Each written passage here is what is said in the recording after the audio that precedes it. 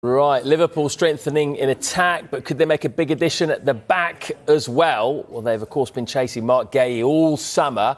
Will they get the signature of the Crystal Palace captain over the line today, though? Well, James Savundra is at Selhurst Park for us. Morning, James.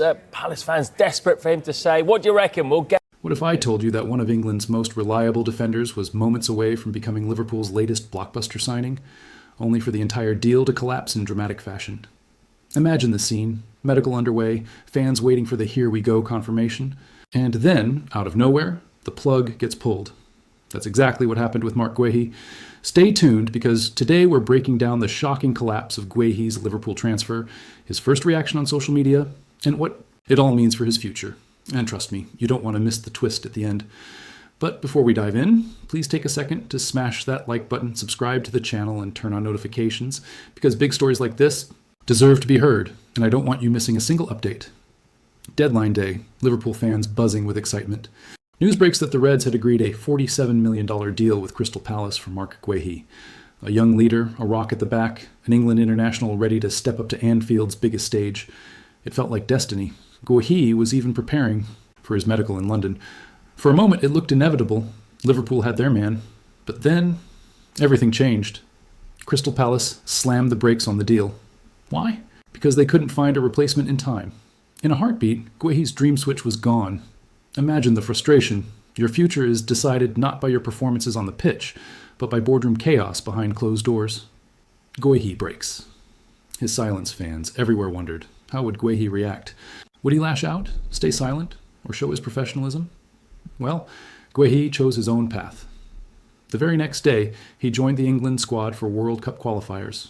And instead of posting cryptic messages or fueling transfer rumors, he shared something unexpected. A smile.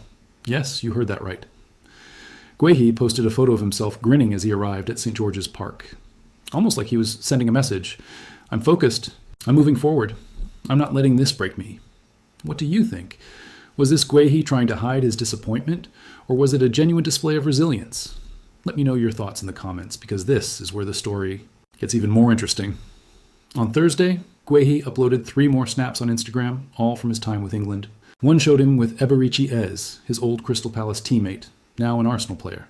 Another featured him standing with Jordan Henderson, Morgan Rogers, and Ruben Loftus-Cheek. The final shot?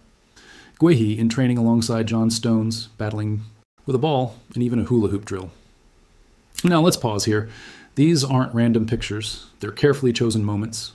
Being pictured with Henderson, the former Liverpool captain, could easily spark speculation. Was it a subtle nod? Was Guehi hinting that Liverpool might not be out of the picture just yet? That's the kind of detail that keeps fans talking. Here's where things take another twist. Guehi's contract with Crystal Palace expires next summer, which means come January, he can negotiate freely with overseas clubs. That's right. If Palace don't act fast, they could lose their captain and defensive leader for nothing. And you can bet top European clubs will be lining up. But here's the burning question. Will Liverpool come back for him in the next window? Or has the ship sailed? Hodgson's former Liverpool boss, Roy Hodgson, didn't hold back. He said, having been led to believe sooner or later a deal would be done, I guess Marc's head was already at Liverpool. He's the loser here. Palace are the winners because they keep such a good player, but the situation could have been handled much quicker. Powerful words, and they shine a light on just how close this deal was to becoming reality. What happens? Next, so where does this leave Marc Guehi? For now, he's focusing on England duty, with a qualifier against Andorra at Villa Park, followed by a showdown with Serbia. But once the international break is over, the spotlight returns to Selhurst Park. Will Palace fight to extend his contract? Will Liverpool test the waters again?